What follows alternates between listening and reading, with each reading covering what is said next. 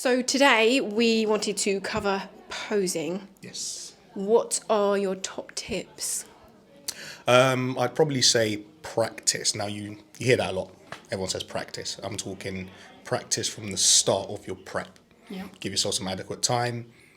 Do things slowly, but give yourself some layers. So what I mean by that is, if you're posing in front of a mirror all the way through your prep, and before you get on stage, there's no mirror on stage. Yeah. So that cue that you have will be taken away from you. So what you want to do is little things like posing in the gym when everyone's there and it's nice and busy, away from the mirror. That way you get the pressure of everyone staring at you. Loads of people, especially if you're in a commercial gym, loads of people be looking at you like, what the hell are you doing? Right? You might feel silly, you might look silly, but that will take away a lot of the pressure from when you actually get on stage. And it's also a confidence builder, I guess, because if you've got the 100%. pressure of everybody looking at you, it's like 100%. getting on stage, it's going to be nothing. Exactly. The mirrors are useful at the start of your posing routine as you're getting used to it. So what you want to do is stand in front of the mirror, do your pose, then feel and lock in that feeling that you get once you're contracting. Yeah.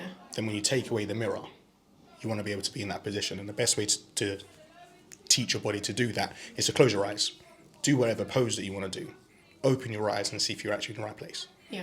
That way, when you're on stage, because again, there's no mirror, you can feel yourself into position. And if it doesn't feel right, then you know you're not in the right place. And that's really important. I think a lot of people forget to do that. Yeah. I'd say that's a really brilliant piece of advice, because a lot of people go in with looking at themselves in the mirror and not getting that, muscle memory of knowing what it feels That like mind-muscle away from connection. it. Yeah. Yeah, that mind-muscle connection is vital. Typically for the guys, that's who I really specialize in. One thing that guys need to really remember is when you're practicing, you want to focus on the areas you don't typically squeeze. What I mean by that is everyone knows how to squeeze their stomach. Yeah. Everyone knows how to flex their biceps. So why don't you put your top on when you're posing, but expose your legs? Because most guys, especially when I've judged, do not contract their legs. Yeah. And that will separate you between first, second, third, or even coming last because you don't turn your legs on. So why don't you do your whole routine with your top on, because you know how to squeeze your stomach, you know how to flex your biceps, and if your legs turn off, that's the cue that you can focus on. So if you do that, get used to squeezing your legs. It's going to feel like a workout. It's going to be hard. But if you practice doing that, then take off your top, you can then get contraction on both parts of your body, lower limb and upper body, throughout your whole routine. And again, that's something that's missed quite a bit. Yeah. I think it's a brilliant bit of advice, that whole, mentally, I think you're drawn to certain parts of your body that are your favourite and that kind of thing. So by shielding it off, you can then concentrate. So that's a really good bit of advice. Yeah.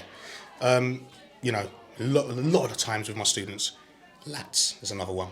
So I'll do little things like wear a vest. Yeah. And they think I'm crazy. I'm like, wear a vest. If I can't see your lats protruding on either side of that, then you've turned it off. So throughout the whole practicing process, I'll be looking for areas that you don't typically squeeze and contract. Because if you can do those, your routine becomes good. You want to learn to pose big, work the angles. The more you see, the better. Yeah. You don't want to be head on. You want to always start positioning yourself at a slight angle, just so we can see more surface area. That gives you the illusion that you're bigger.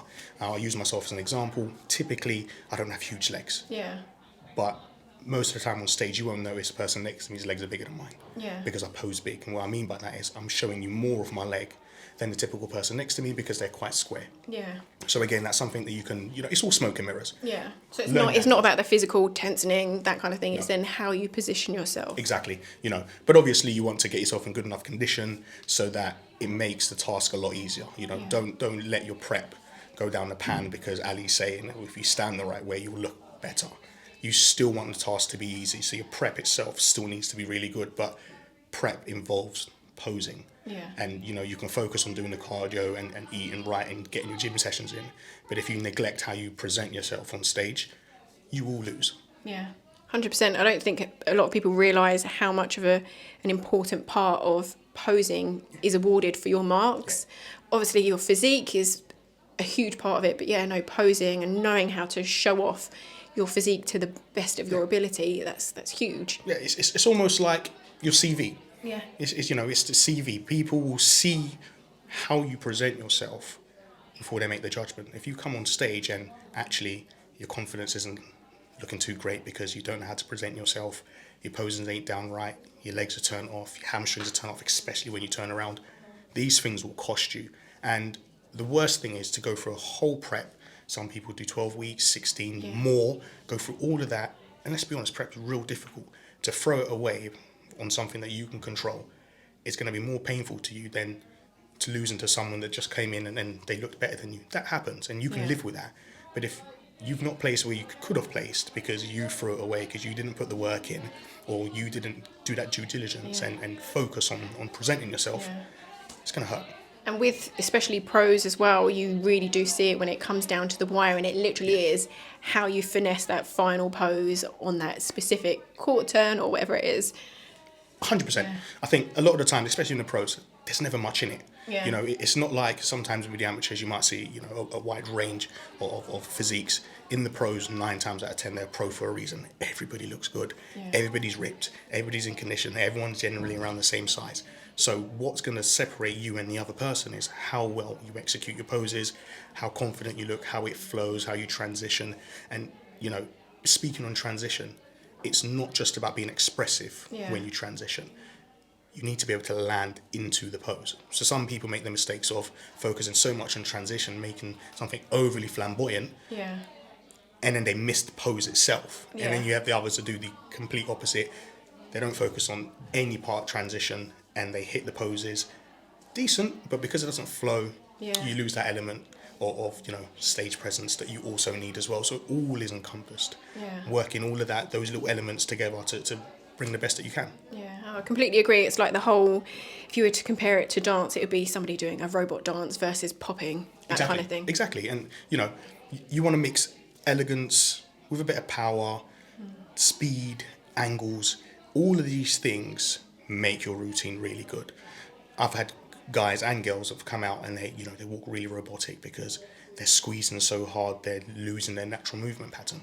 You know, if I was to take you on tomorrow as your posing Yeah. coach and I made a routine, one of mine that I've used on stage before, you could do it and it would look completely different to how I do it because your natural movement pattern isn't the same as mine, and that's the key. Yeah. It's not about doing something really complicated and difficult to Yeah. learn. It's about using your natural movement pattern so it flows and it looks natural. Yeah. If it looks natural, it will look good. Yeah. That's what some people miss, and sometimes overcomplicating things is where you lose as well. Yeah. So with posing, are there like, I don't know what you'd call it, game-changing tweaks that you would say, okay, this completely changed someone's posing? Are there certain things that you think that people don't know about and that they should? Yes, I think tricks on how you can contract is vital. You know, again, I'll use the abs and the biceps as an example. We all know how to do these without thinking about it. Yeah. But if I ask somebody, contract your quads, go. Yeah. Sometimes they stamp their feet dead straight. Well, that's great. Fastest And then on the it's line, positioning, toes, Yes, that kind of exactly. thing. There's certain areas that's going off Yeah. that isn't making your legs look as good. You know, how do you turn your hamstrings on? Ooh, not sure. How to keep your calves and your hamstrings on?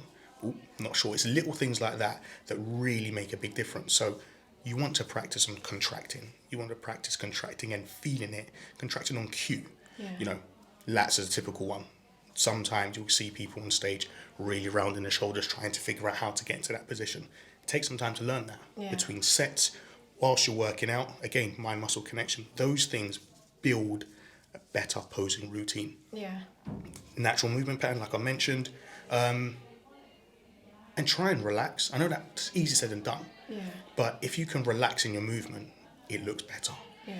Tensing as you walk, for whatever reason people do that, you just look like a robot, and it doesn't look as pretty as you think it does. No. I think it's more, I don't think people realise that the holding the poses when you're meant to is probably more important because that's when you want to really show off all your definition. Exactly. The walking is just it's like a flow of, oh look, here I am, this Exactly. is me, and then bam. Exactly, it's point A to point B, transitioning between that and holding that pose long enough for, you know, photographers, we use Matt Masters as the example because Yeah. he's here to take the pictures of you. Yeah. You need to hold that pose, judges to see you, photographers to take the pictures, your family to take the pictures. You want some good shots. Hold that, maybe not too long, Yeah. but hold it for a few seconds, 1, 2, 3, 4, transition. Okay. 1, 2, 3, 4 transition. That gives enough time for the judges to see the photos to be taken and for you to have a good enough flow and have a basis of how long you're actually spending on stage. Yeah. We get told all the time 2 or 3 poses at the front, turn, etc., and then move on to the sides if you're doing a T-walk. That can feel really difficult. You want to cramp everything in. Yeah. I want to show this side, I want to show that side, I want to show this.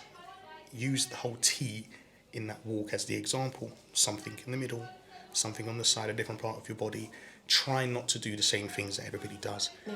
You know, don't be boring about it, but definitely be you. Express yourself, natural movement patterns, and it will be great. Yeah.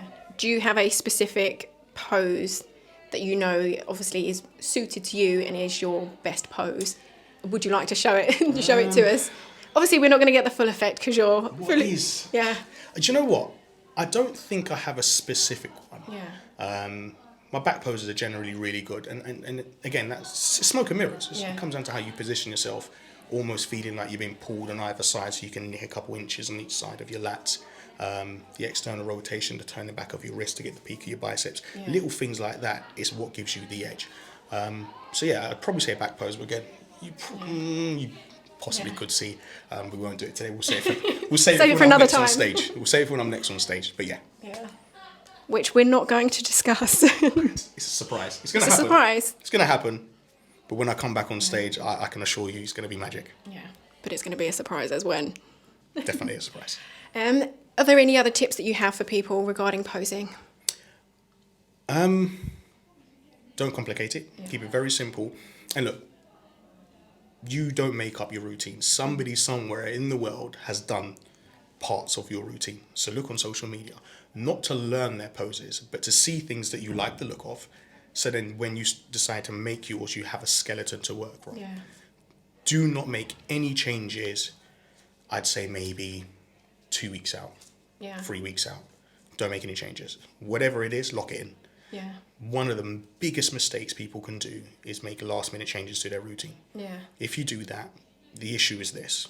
That natural autopilot that you go into when you're on stage will be taken away because you now have to think about the movement. Yeah. And as I've judged. Yeah, that flow and transition's gone. It's gone because you have to think about it. And the thing is, us when we judge, we can see you thinking. Yeah. And that takes away the flow from your routine. So autopilot can only be achieved if it's done with adequate time to practice and no last minute changes. Yeah. Specifically, purely pros, is there anybody's posing that you're like, yes, when I watch a show, I look forward to seeing them and what their routine's going to be like? Yeah, obviously, other than yours truly. To be fair, there's quite a few, and I've seen people improve over the years. Gabriel at the minute, Yeah. he's the man. You know, Yeah. I think he transitions very well, very, very, very well. Yeah. So yeah, he's definitely the one to watch, and we'll have a showdown one time. Yeah. Ooh, watch this space. No, I agree with you. I think both of you both have a very good flow and transition into each of your poses. It's not that robotic. Exactly. You know, it's knowing Which is when enjoyable to contract. watch when you're flowing. Yeah, and I think what it comes down to is knowing when to contract the muscles. You want to be relaxed whilst you're transitioning, and when it's time to take the shot, you take the shot, turn everything on, boom, 4, 3, 2, 1, pictures are taken, relax again and move. And if you can do that, the pose looks good. Yeah.